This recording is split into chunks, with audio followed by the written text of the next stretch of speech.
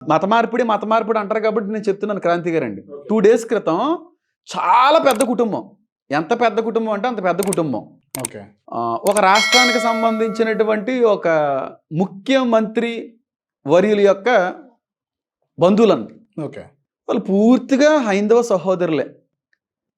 ఆ కుటుంబంలో ఒక పెద్ద బాగా వృద్ధాప్యంలోకి వచ్చినటువంటి వ్యక్తి ఒకసారి నన్ను పిలిచారు.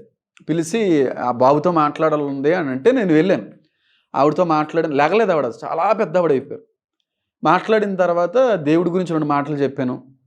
చాలా సంతోషం అనిపించింది. అయితే ఆవిడ నేను వెళ్ళిపోయిన తర్వాత చాలా రోజుల వరకు కూడా యేసయ్యని జ్ఞాపకం చేసుకునేదంట. అంత గొప్ప వ్యక్తి కూడా.